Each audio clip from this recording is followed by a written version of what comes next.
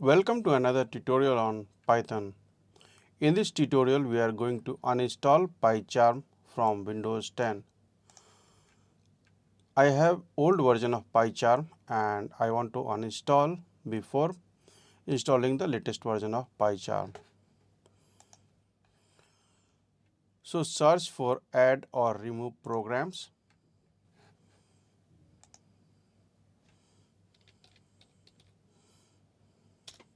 And search PyCharm here.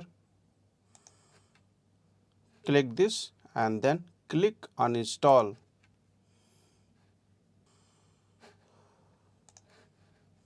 The uninstaller is started.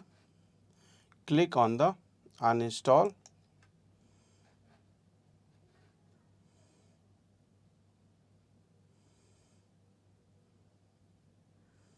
So PyCharm is completely uninstalled from my Windows 10 computer.